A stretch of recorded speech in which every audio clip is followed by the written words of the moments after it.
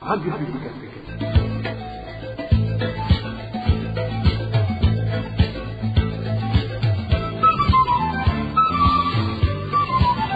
Radio Publique Africaine.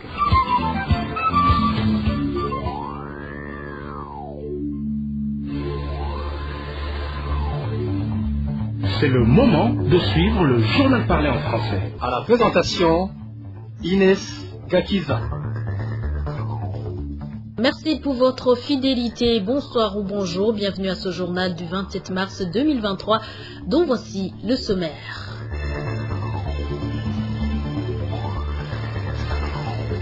La Fédération nationale des syndicats du secteur de l'enseignement et de l'éducation dénonce l'impunité des crimes d'abus sexuels en milieu scolaire, des crimes commis la plupart du temps par les éducateurs eux-mêmes.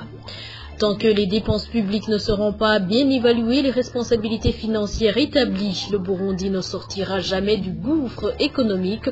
Tout à l'heure, vous suivrez les explications de l'économiste Faustin Ndikumana. Et enfin, Gitega a appelé à collaborer avec les pays avancés pour l'aider à identifier la maladie signalée dans 2 provinces du Nord et qui a déjà emporté des vies humaines aux symptômes du virus de Marburg et d'Ebola.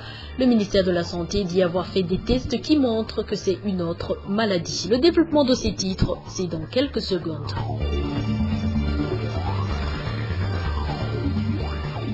Encore une fois, bonsoir et bienvenue. Ouvrons ce journal par la page Droits de l'homme. L'association Ensemble pour le soutien des défenseurs des droits humains en danger, ESDDH, appelle le gouvernement de Gitega à cesser les harcèlements et le maintien en détention des défenseurs des droits humains. À travers une déclaration sortie ce lundi, ESDDH invite le gouvernement au respect de la loi et aux droits inhérents à la personne humaine.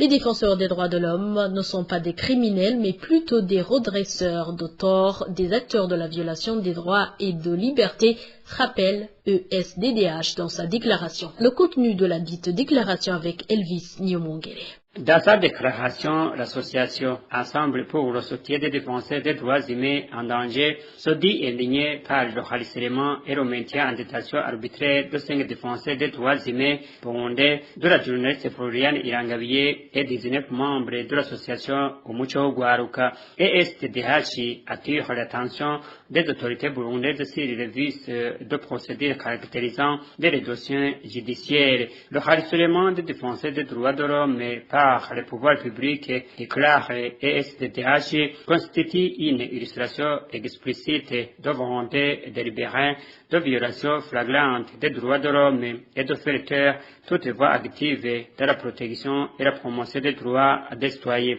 La Déclaration universelle des droits de l'homme et la Constitution du Burundi, respectivement dans les articles 19, 20, 31 et 32, appelle ESDDH mentionne clairement que les droits d'opinion, de réunion et d'association sont garantis. Or, les membres de l'association Umuco Gwaruka sont depuis plus d'1 mois en détention arbitraire et victimes d'avoir tenu officiellement une réunion de formation sur le VIH, virus de l'immunodéficience humaine, garantie par les instruments précités. Quant aux 5 défenseurs continus, ESDDH dans sa déclaration, ils sont également victimes d'avoir voulu participer à une réunion organisée à l'extérieur du pays, un endroit garanti par les mêmes instruments. De même, la journaliste Floriane Irangabiye, qui est détenue arbitrairement pour avoir exercé son droit d'expression garanti par les 10 instruments de protection des droits humains. ESDDH recommande à l'État du Burundi de mettre fin au harcèlement et aux arrestations en cascade ainsi que toute forme d'intimidation à l'endroit des défenseurs des droits humains, mais plutôt d'encourager des activités dont la finalité est de contribuer au respect et à la promotion des droits humains. À la justice burundaise, la ESDDH recommande de faire preuve de modèle en matière de respect de la loi en renonçant aux actes de harcèlement judiciaire des défenseurs des droits humains qui ternissent l'image du Burundi dans le concert des nations et de libérer sa condition de défenseur détenu arbitrairement car jugé et SDDH ne place n'est pas en prison. Aux organisations internationales, SDDH recommande de garder en est vigilant sur la situation des droits de l'homme au Burundi en général et des défenseurs en particulier, en vue de leur influence pour amener les autorités burundaises à respecter les engagements en matière de promotion et de protection des droits humains. Merci à toi Elvis Niomongere. Des irrégularités dans le traitement du dossier de vol dans la banque d'Itibi. Les gens qui suivent de près ce dossier indiquent qu'il y a des innocents parmi les 8 suspects qui ont été montrés par la police, alors que les vrais cerveaux de ce coup n'ont pas été montrés au public. Le point avec Onésime de Shimagize. Certains analystes indépendants indiquent que le dossier en rapport avec le vol perpétré dans la banque d'Itibi est émaillé de beaucoup d'irrégularités tenant compte de 8 suspects que la police a présentés au public. Il précise que les vrais cerveaux de ce coup n'ont pas été exhibés au public. Il cite un certain Abdou, agent de la société Smart Security d'origine indienne, qui a installé dans cette banque la caméra de surveillance et une alarme. Ce dernier serait lui aussi sous les verrous, mais la police n'a pas voulu l'exposer au public comme elle a fait aux autres. Il parle aussi du directeur administratif et financier, un Indien prénommé Amir, qui détient les copies de tous les clés de la banque. Ce dernier, après avoir été arrêté, a été vite relâché sous les ordres de l'administrateur directeur général ADG en sigle. Il a été interrogé par la police, mais il a été immédiatement relâché sous les ordres de l'ADG de la banque. Pourtant, il est suspect, car il est en possession de toutes les copies des clés de la banque. Il a aussi les copies des clés des coffres forts. C'est lui aussi le chargé de marché pour l'installation des caméras de surveillance et d'une alarme. Il y a lieu de citer également un Indien prénommé Abdul, agent de Smart Security, qui faisait la maintenance et l'installation de ces appareils. Il n'a plus de contrat dans cette banque, mais il a été signalé là-bas le vendredi et le vol a été commis dans la nuit du samedi au dimanche. Pourquoi était-il là alors qu'il n'a plus de contrat et n'a même pas de compte dans cette banque? Il a été arrêté lui aussi, mais il n'a pas été exhibé au public comme les autres suspects. Ces journalistes avisés parlent également d'un auditeur interne, Dinodo Fahim, qui a été arrêté lui aussi pour le même dossier, mais qui n'a pas été exhibé au public comme les autres suspects. Il se demande également pourquoi l'alarme n'a pas été active. Normalement, lorsqu'on oublie d'activer l'alarme, ça se voit directement par les services de KK Security. Pourquoi ils n'ont pas signalé les responsables de la banque ce jour? Toutes ces interrogations peuvent contribuer pour connaître la vérité sur ce dossier. Ces journalistes indépendants font également savoir qu'il y a des innocents parmi les suspects que la police a présentés au public. Il cite notamment Micheline Chimirimana, la trésorière à la DTB. Il se demande comment elle est impliquée dans ce dossier alors qu'elle a remis les clés vendredi car elle avait une récupération samedi. Elle n'est pas complice car elle n'a pas travaillé le samedi. Elle avait une récupération. Le porte-parole de la police a dit que les bourreaux ont trouvé les clés des coffres forts à l'intérieur de la banque. Comment alors Micheline, la trésorière, serait-elle impliquée alors qu'elle a remis les clés le vendredi? Ils ont dit que le cerveau de Sokou est le chef d'agence qui a travaillé le samedi. J'affirme et j'insiste que Micheline Chimirimana, la trésorière, est innocente. Ces journalistes indépendants qui suivent de près ce dossier demandent à la justice de faire correctement son travail afin que tous les innocents soient relâchés pour céder la place aux vrais responsables de ce vol.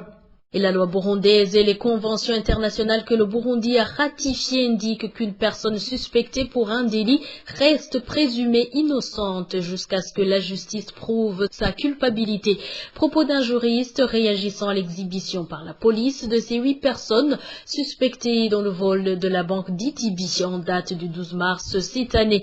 Maître Dieudonné Bachela-Hishidze estime que pour une telle précipitation de la police dans un tel dossier, il y a risque que la justice soit téléguidée comme déjà remarqué dans le passé. Lorsque la police soupçonne une personne d'avoir commis une infraction, elle fait des enquêtes, transmet au parquet, mais la personne, bien qu'accusée, n'est pas encore reconnue coupable.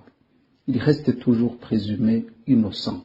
Étant encore présumé innocent, il garde le droit de se défendre et de prouver son innocence, si jamais il est innocent. Relativement donc à ce qui s'est passé dans cette banque, ça faisait longtemps, presque 2 semaines, que ça circulait sur les réseaux sociaux. Un vol pareil qui porte un coup dur à une économie burundaise déjà chancelante aurait dû mobiliser les services habilités bien avant. Et les Burundais avaient besoin d'une certaine communication, mais elle ne devrait pas être aussi violente. On l'a déjà vu dans le passé, quand la police se précipite à juger ou à donner des procès d'intention, la plupart des fois, le pouvoir judiciaire burundais qui est téléguidé par la police, par l'administration, même quelquefois par les Imbonerakure, cette justice condamne ces personnes les yeux fermés. Vous vous souviendrez de l'affaire des sœurs tuées à Kamenge, au moment où les auteurs témoignaient sur les médias en dénonçant les responsables plus haut placés qui auraient commandité ces meurtres. La police s'activait à montrer devant les médias une personne atteinte d'une déficience mentale depuis très longtemps. Et malheureusement, cette personne, bien que malade, bien que les documents ont été fournis, il croupit toujours en prison depuis plusieurs années. L'affaire est aussi très sérieuse. Je pense qu'elle sera instruite avec l'objectif de retrouver les véritables dévaliseurs de cette banque, si jamais il y a la volonté de les rechercher. Mais l'article 91 du Code pénal burundais précise que la publicité des condamnations n'est faite qu'en exécution d'une peine complémentaire décidée par le juge.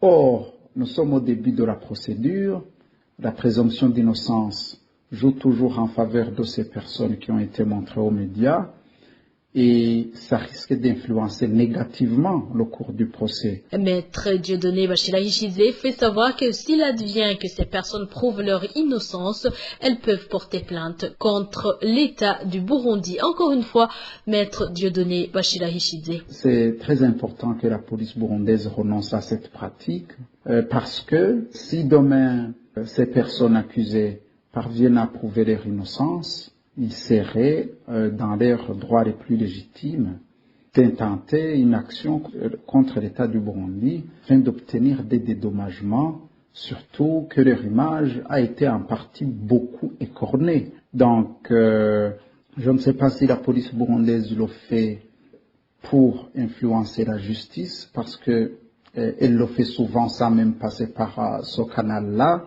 Mais toujours est-il, les droits fondamentaux de ces personnes ont été violés. Je ne les connais pas, je ne connais pas le dossier en soi, mais on analyse des faits et rien que des faits.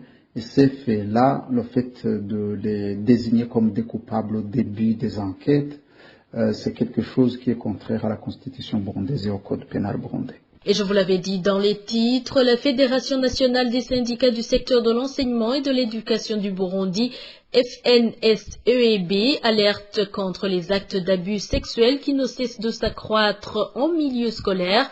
Dans un communiqué de presse sorti ce lundi, cette fédération syndicale indique que les éducateurs sont malheureusement impliqués dans de tels actes. FNSEEB regrette que les auteurs, même surpris en flagrant délit, ne sont pas inquiétés pour la plupart des cas. Par contre, indique la FNSEEB, ce sont plutôt les personnes qui osent dénoncer cette pratique qui s'attirent des ennuis. Je vous propose d'écouter Antoine Manouma, c'est le président de la Fédération nationale des syndicats du secteur de l'enseignement et de l'éducation du Burundi. Les actes de viol et d'abus sexuels dirigés contre les mineurs de sexe féminin se multiplient dans le pays. Certains des auteurs sont des éducateurs qui abusent les éduques. Nous voudrions profiter de l'occasion pour nous inscrire contre ces responsables, car lorsque les enfants sont sexuellement abusés, ils sont exposés à plusieurs retombées négatives, dont la dépravation des mœurs, des séquelles sur le plan physique et comportemental, le désespoir, les grossesses non désirées, la déscolarisation, la prostitution, etc. Des informations qui nous parviennent pour état des auteurs des abus sexuels et des viols qui sont pris en flagrant délit. Mais nous doutons de la suite. Souvent, ils ne sont pas poursuivis pour des crimes commis. En cas de dénonciation des responsables de ces crimes, des enquêtes ne sont pas menées par la justice pour que la vérité soit connue. Quelquefois, ce sont les dénonciateurs qui sont plutôt poursuivis. C'est le cas de Madame Sibomana Emilie, secrétaire au lycée technique Christ-Roi de Gitega, qui aujourd'hui totalise 2 mois en prison, sans procès, pour avoir dénoncé le directeur de cet établissement d'avoir abusé ses élèves. Cette démarche est à l'origine de la prolifération d'abus sexuels et de viols envers les mineurs, mais aussi envers les femmes adultes, car ces auteurs se sentent confortés pour éradiquer de tels crimes. Il est impérieux que la justice prenne ses responsabilités et l'administration prenne des mesures nécessaires. C'est la requête formée par la FENASER dans l'optique de protéger la jeunesse burundaise contre ce fléau et garantir l'avenir de notre nation. Poursuivons ce journal avec la page santé. Malgré que le gouvernement burundais et le ministère de la Santé n'ont pas encore connu le nom et l'origine de la maladie qui tue les gens ces derniers jours dans les provinces de Muyinga et Kirundo, ils doivent prendre dans l'immédiat des mesures barrières et collaborer avec les laboratoires internationaux travaillant dans le domaine de la santé. Propos de l'épidémiologiste comme Konakudze. Ce spécialiste interpelle le gouvernement de s'entretenir avec les pays avancés en médecine pour ne pas assister au pire. Nous avons bien entendu des cas d'infection, de maladies, de phénomènes de maladies déclarés au niveau de la commune de Gitobé en province de Kirundo, mais aussi à Giterani, dans la province sanitaire de Muyinga. Il est ici à clarifier qu'il faut des investigations assez poussées pour déterminer la causalité de ce phénomène, mais aussi des mesures préventives. Alors là, il faut des investigations épidémiologiques qui concernent des enquêtes étiologiques et analytiques. Il faut rechercher les micro-organismes qui sont responsables par des prélèvements chez les patients et l'environnement, dans l'eau, dans l'air, les vecteurs, les animaux, les aliments.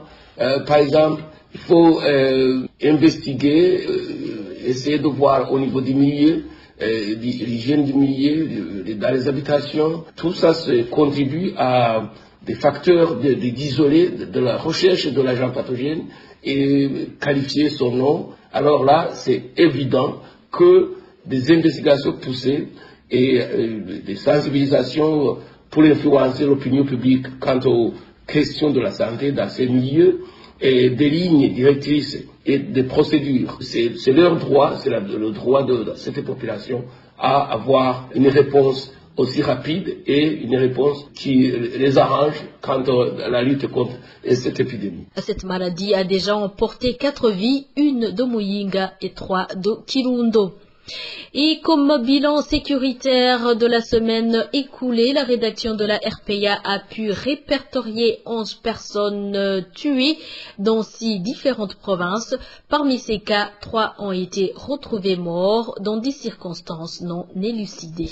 Eric Nyonzima. Dans cette liste macabre se trouvent 3 personnes de la province d'Itega. La première personne tuée est un certain Gérard Bazumutima, professeur au lycée Sainte-Thérèse de Mouchache, ex-NF. Il a été tué par des inconnus tout près de son domicile sur la colline Nyabutusigirar, en commune de Gitega. C'était samedi dernier. Selon nos sources à Gitega, Gérard Bazumutima était membre du parti CNL. 3 personnes, dont une sentinelle de la victime, ont été arrêtées par la police pour des réseaux d'enquête. La deuxième personne tuée est un certain Félicier Kawiyangira, âgé de 40. Son corps a été retrouvé dans une fosse remplie conflit d'eau tout près de routes séparant les collines Nyarusazi et Buraza en commune Buraza. Vendredi dernier, la victime était de retour de la Tanzanie où il exerçait des travaux de champêtre comme tachero. Une personne a été arrêtée par la police pour des raisons d'enquête. La troisième personne, tuée dans la province de Gitega, est un certain Laura Nyomakiriro. Il était motard. Son corps a été retrouvé dans un ruisseau qui sépare les quartiers Kalera et Nyamugari au chef-lieu de la province de Gitega. C'était lundi dernier. Selon nos sources à Gitega, la victime aurait été tuée ailleurs et le corps jeté à cet endroit. Même chose en province de Chibitoke. 3 personnes ont été tuées la semaine écoulée. La première est un certain Elso Kamwishimiro surnommé Ngende. Cet homme, âgé de 57 ans, a été tué à coups de machette à son domicile sur la colline Nyamakarabo en commune Mugina vendredi dernier. Selon nos sources à Mugina, la victime était suspectée d'être sorcier. Les 2 autres personnes tuées en province de Chibitoke sont des corps de jeunes qui n'ont pas été identifiés. Les 2 corps ont été retrouvés sur la colline Rukanade en commune Rugombo jeudi dernier. Les administratifs en commune Rugombo ont confirmé ces informations précisant que les enquêtes sont en cours. 2 personnes ont été tuées en province de Muyinga. La première est une fillette du nom de Meline Iradukunda, âgée de 13 ans. Son corps a été retrouvé décapité. Le corps a été vu par des gens qui cherchaient des herbes pour nourrir le bétail. Il agissait d'Assir, la colline Bgisha, en commune Gashoro, mardi dernier. Selon nos sources à Gashoro, des présumés auteurs du crime, un mari et sa femme, ont été arrêtés par la police. La deuxième personne tuée dans la province de Muyinga est un homme qui n'a pas été identifié. Son corps a été retrouvé au quartier Mukoni, au chef-lieu de la province de Muyinga. Nos sources à Muyinga indiquent que la victime a été étranglée par des inconnus et pour des motifs inconnus. Donc, un homme qui n'a pas été identifié a été retrouvé sur la route Bujumbura-Rumonge, sur la colline Gakungwe en commune Kabezi, tout près de la pierre dite Livingstone samedi dernier. Selon nos sources à Kabezi, la victime était suspendue dans une maison en construction. Une personne a été arrêtée pour des raisons d'enquête. Mercredi dernier, une femme du nom d'Emmanuel Niragira a été fusillée par des malfaiteurs qui n'ont pas été identifiés lorsqu'il rentrait à son domicile sur la colline 103 au chef-lieu de la province de Ruyigi. Emmanuel Niragira était enseignante à l'Ecofo Sanzu. La dernière personne tuée est répertoriée par la RPA la semaine écoulée et de la mairie de Bujumbura. C'est un jeune homme qui n'a pas été identifié retrouvé au bord de la rivière Moha, tout près du campus Rohero en zone Rohero mardi dernier. Nos sources à Rohero indiquent que le corps était en état de décomposition. Les auteurs et le motif de cet assassinat restent inconnus.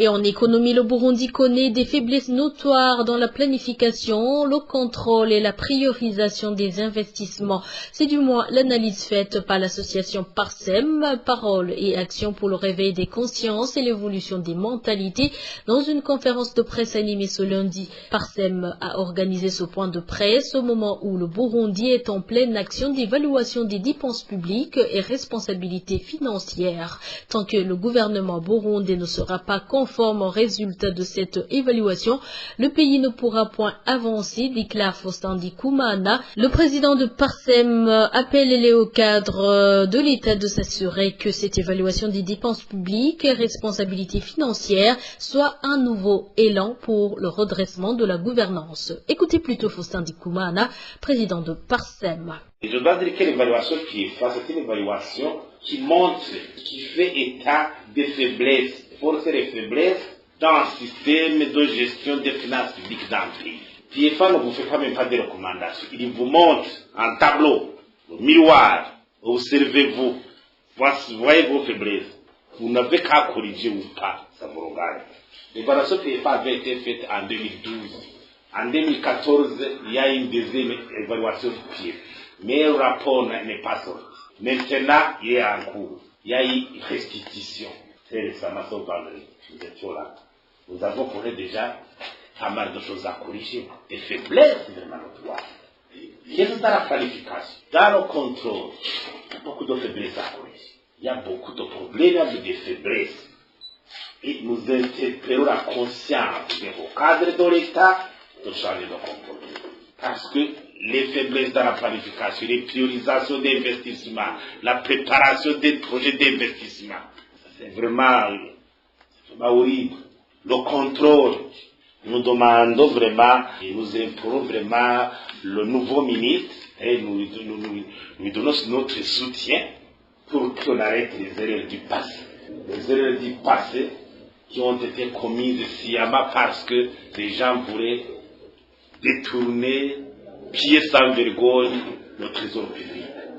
Nous voulons un budget préparé de façon transparente, de façon transparente. Nous voulons que la planification soit ressuscitée. Il faut que la planification retrouve sa place primordiale dans la gestion de l'avenir du pays. La planification, on l'a reléguée au second plan. Elle a migré de ministère à ministère. Pourquoi ça? Parce qu'ils savent que si on planifie, c'est la transparence qui s'ouvre. Les priorités sont fixées de façon collective, en tenant compte des intérêts nationaux. Mais beaucoup ne voulaient pas cette planification parce que c'était gênant. Pour faire des projets improvisés, pour détourner. La planification doit être résistante. Et dernier dossier de ce journal, le carburant n'était pas disponible dans la plupart des milieux de vente de Bujumbura le matin de ce lundi. Sur les rares stations-service qui possédaient ce produit, le favoritisme et les pots de vin permettaient parfois d'être servis. Émile Nevasumba. La station-service située à l'endroit communément appelé chez Katikati au centre-ville et la station-service Kobil du quartier asiatique servait du carburant de type essence et mazout dans la matinée de ce lundi. Mais dans la plupart des stations-service de la capitale économique, il n'y avait pas de carburant. C'est le cas de la station-service Kobil, tout près du campus Mutanga de l'Université du Burundi, la station-service de l'avenue de l'Université, tout près du pont Mao, la station-service Kingstar de la commune Giza et la station située à la 9e avenue du quartier Nyakabiga 3. À la station-service de la 14e avenue du même quartier, l'on vendait du mazout ce matin. Il y avait une file de camions. Dans tous ces lieux de vente de carburant, on y trouve de longues files de véhicules pour être servis en cas de disponibilité du carburant. Certains citadins donnent des pots de vin aux policiers et aux pompistes. Le favoritisme est également observé lors de la vente de ce carburant en carence. Selon nos sources, certains propriétaires de véhicules qui parviennent à acheter 20 litres d'essence à 65 000 francs burundais les versent dans les bidons pour les vendre à leur tour au marché noir à 240 000 francs. Merci à toi Émile Nibasumba. Et voilà, chers auditeurs, nous arrivons à bon port. Merci pour votre fidélité. Merci à toute l'équipe de la rédaction ainsi qu'à l'équipe technique. Au micro, vous étiez avec Ines Gakiza et excellente soirée chez vous.